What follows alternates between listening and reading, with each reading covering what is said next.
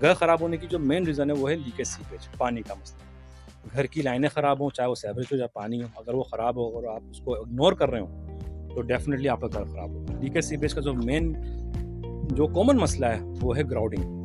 Washroom में आप acid use कर रहे होते हैं, डिटर्जेंट पाउडर की जगह आप ब्लीच या कहते हैं केमिकल यूज़ करते हैं, तो उससे होता ये है कि टाइल के दरमियान जो ग्राउटिंग होती है वो निकल जाती है और हमें पता भी नहीं होता उस ग्राउटिंग में पानी मर रहा होता है, उससे आपको पीछे का पूरा एरिया ख़राब होता है। दूसरा मसला आता है कि प्रॉपर फिटिंग नहीं होती। इस पूरे घर के अंदर जो सबसे ज़्यादा इंपॉर्टेंट चीज़ होती है वो प्लम्बिंग होती है। प्लम्बिंग का काम अपने सामने करवाएं, ठेकेदार को बाउंड करें कि प्लम्बिंग का जब काम करें तो अपने सामने वो खड़े होकर काम करवाएं। जब आप लाइनों का काम करवाएं तो प्रॉपर तरीके से उसको चेक कर लें, तसल्ली कर लें कि लाइनें कहीं से पानी की लाइन कहीं से लीक तो नहीं है, ठीक है। जब आप मुकम्मल फिनिश करवा लें प्लम्बिंग का काम तो उसमें जो है आप पानी छोड़ कर देखें कि कहीं से लीकेज सीपेज तो नहीं आ रही, चाहे वो सीवरेज का हो या पानी का हो। इसके ऊपर मैं मज़ीद डिटेल में वीडियो बनाऊंगा और बहुत सी आपको वीडियोस मिल जाएंगी इस टॉपिक के ऊपर। तीसरा ये आप मैं इस टाइम मौजूद हूँ रूफ़ के ऊपर, आप देख सकते हैं, मैं यहाँ से दिखाऊँ।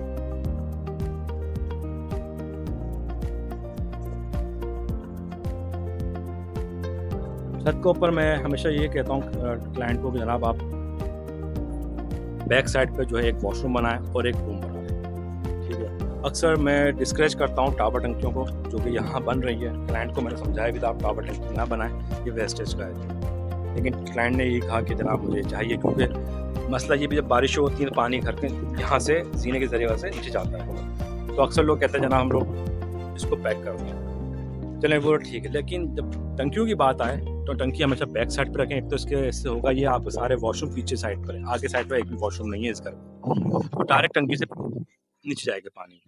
दूसरी ये कि ग्राउंड प्लस 2 बना हुआ है पोर्शन वाइज घर, हम यूटिलिटीज़ को तो सेपरेट कर सकते हैं लेकिन पानी को किस तरह सेपरेट करें, तो मैं हमेशा रिकमेंड करता हूँ आप प्लास्टिक की टंकियाँ यूज़ करें बनिस्बत आप RCC की टंकी यूज़ करें। अब आपको देख सकते हैं ये सामने घर में आपको दिख रहा होगा, ये RCC का टंकी है। एक तो इस टंकी का खुद का वेट जो है तकरीबन कोई 3-4 टन होगा मौजूद, और एक तो इसका लोड प्लस में अगर पानी भरा जाएगा तो मज़ीद और लोड आएगा, तो आपका बिला वजह एक पीछे स्ट्रक्चर वो लोड आ रहा है। इसके बजाय आप जो है प्लास्टिक की टंकी आप रख लें, 3 फ्लोर हैं, 3 टंकियां सेम लेवल के रख लें और 3 पाइप आप मोटर तक पहुंचा दें, तो इससे डिस्प्यूट भी ख़त्म हो जाएगा कुछ हद तक और घर का जो एक बिला वजह का लोड है बैक साइड जो आ रहा है वो भी ख़त्म हो जाएगा।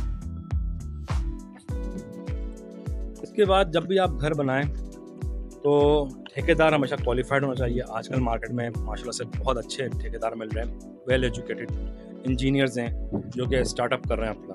आप हमेशा उनको प्रीफर करें, वो मार्केट से 1-1.5 लाख रुपए महंगे होंगे लेकिन ज़िम्मेदार होंगे, वो अच्छी फैमिली से बिलोंग कर रहे होंगे, अच्छी सोसाइटी से बिलोंग कर रहे होंगे। आप उनको बाआसानी जाकर पकड़ सकते हैं तो जनाब आप, क्योंकि आप किसी और लोकल ठेकेदार को पकड़ें जो कि उस एरिया का रिहायशी ना हो या उस शहर का रिहायशी ना हो, तो आप उसको कहाँ से जाकर पकड़ेंगे। आप रेट को कॉम्प्रोमाइज़ कर रहे होंगे जनाब, वो अगर मार्केट में लेट सपोज 500 रुपये स्क्वायर फीट या 1000 रुपये स्क्वायर फीट पे अगर लोकल ठेकेदार काम कर रहा है और जो बिल्डर है, जो इंजीनियर क्वालिफाइड ठेकेदार है, सिविल कॉन्ट्रैक्टर है, वो मार्केट में 1200 रुपये स्क्वायर फीट के हिसाब से काम कर रहा है और ऑन एवरेज जो है वो 1.5-2 लाख रुपये एक्सपेंसिव है। लेकिन इससे फ़ायदा ये होगा आपका रिस्क लेवल जो है फैक्टर कम हो जाएगा। अब आप जो है या तो जॉब कर रहे हो या किसी भी आप प्रोफेशन से ताल्लुक़ रखते हो या आप ओवरसीज़ पाकिस्तानी हो खासकर, तो आपको ऊपर टेंशन नहीं होगी, पास टेंशन नहीं होगी कि जनाब मेरे घर में बिल्ड क्वालिटी कैसी होगी। और बहुत सारी टेक्निक जो अभी मैंने सारी आपसे डिस्कस करी हैं वो आपको मालूम भी नहीं होगी, लेकिन जो well educated well qualified person होगा वो इन तमाम चीज़ों को लाजमी ध्यान में रखता है। दूसरी चीज़ ये कि जो हमारे लोकल ठेकेदार होते हैं उनको रूटीन के या जिसे बोलते हैं मार्केट में जो मोस्ट कॉमन जो स्ट्रक्चर होते हैं उनको उस पर काम करना आता है, उन साइड प्लान पर काम करना आता है।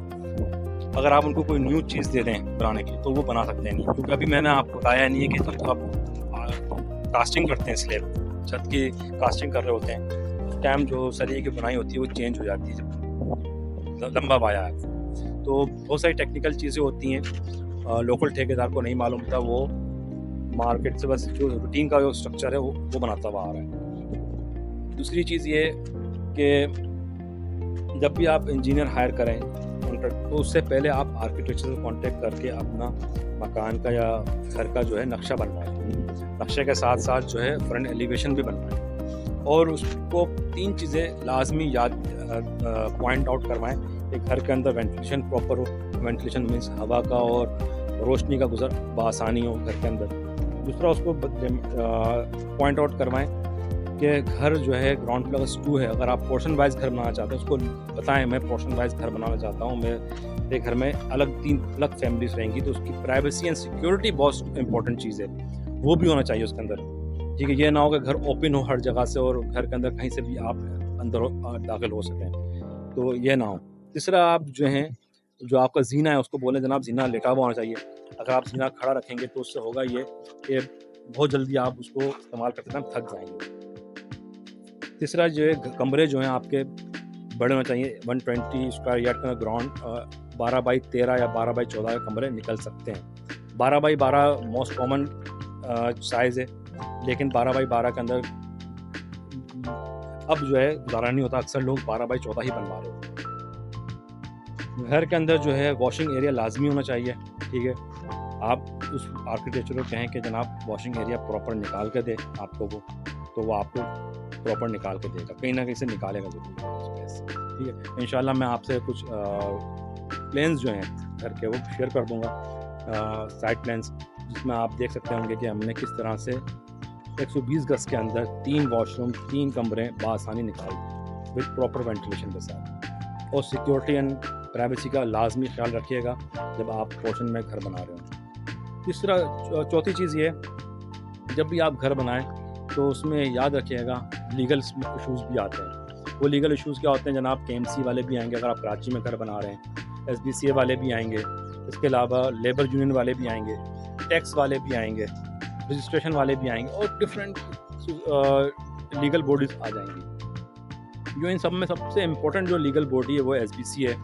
आप हर लीगल पर्सन जो भी इंस्पेक्टर है उससे तमीज़ से बात करना है, आपको बदतमीज़ी नहीं करनी। जो वो कह रहा है आप उसको प्रॉपर अंडरस्टैंड करिए, उनकी बात सुनिएगा, बहस किसी से भी नहीं करनी। ठीक है, जब आप किसी वेल एजुकेटेड बंदे को हायर करेंगे, सिविल कॉन्ट्रैक्टर को हायर करेंगे, तो ये तमाम जिम्मेदारियाँ उसकी होंगी। जैसे मैंने अपने इस प्रोजेक्ट के अंदर जो सब कॉन्ट्रैक्ट किया वो, और वो अपनी कंपनी के थ्रू तमाम मैटर्स को डील कर रहा है। और अगर मैं बात करूं प्राइस की, तो जनाब मार्केट के हिसाब से मुश्किल 50 रुपये पर स्क्वायर फीट एक्सपेंसिव था। ठीक है, मार्केट में जो 50 रुपये मैंने देने के बाद पर स्क्वायर फीट बढ़ाने के बाद मैंने उसको सेविंग क्या करवाई कि तमाम मैटर्स लीगल मैटर्स को वो खुद रिजॉल्व कर रहा होता है। अदरवाइज़ अगर आप डायरेक्ट वे में बात करेंगे, ये समझ के कि मैं ऑनर हूँ, मुझसे डीलिंग सही तरीके से हो जाएगी, तो ये आप गलत सोच रहे हैं। आपका काम नहीं है ये काम जो है ठेकेदारों का होता है। ठेकेदार जो है आप पर डाल रहे होते हैं जनाब ये मैटर्स आप सॉल्व करें करके, आपको मालूम ही नहीं होता कि लीगल इशूज़ क्या आते हैं। जब आप घर बनाते हैं उसमें 25% ओपन एरिया छोड़ना पड़ता है, जो कि ठेकेदार को मालूम होता है या आर्किटेक्चर को मालूम होता है। लेकिन आप कराची में रह रहे हैं, यहाँ बहुत से मामला सेटल डाउन हो जाते हैं डिफरेंट तरीके से। जब आप बात करेंगे तो आपसे वो किसी और लेवल में बात करेंगे, जब वो ठेकेदार से बात करेंगे उससे वो किसी और लेवल में बात करेंगे। लेकिन ठेकेदार का पढ़ा लिखा होना लाजमी है। अगर वो लोकल ठेकेदार होगा, वो यहाँ का रहायशी नहीं होगा, ठीक, तो फिर वो डिस्कस नहीं करेगा। और जो आप पैसे बचा रहे होंगे कॉम्प्रोमाइज़ करके और निगोशिएट करके, वो आप सारे पैसे इन तमाम लीगल मैटर्स में दे रहे होंगे।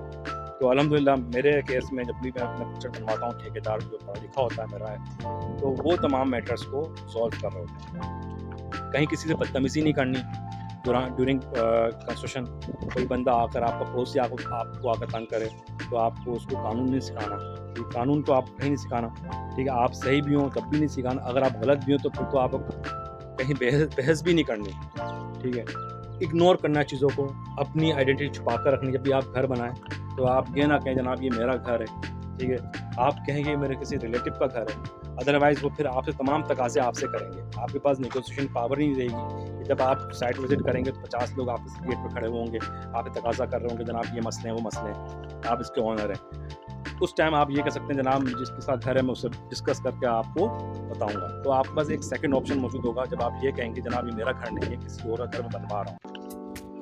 यही टेक्निक जो है लीगल मैटर्स के अंदर आती है। जब आप खुद से अगर बात करेंगे किसी लीगल इंस्पेक्टर से तो आपसे तमाम उसूल, तमाम ज़ाब्ते आपसे शेयर करेगा, फिर वो आपको तंग करेगा। इसके बजाय आप ठेकेदार को बीच में डालें मिडलमैन, और वो आपका नेगोशिएशन एजेंट बनेगा। वो नेगोशिएट करके आपको रेट देगा, जनाब इन रेट के ऊपर बात होती है, चाहे वो लीगल तरीके से हो, चाहे वो जायज़ तरीके से हो, ठीक है। और याद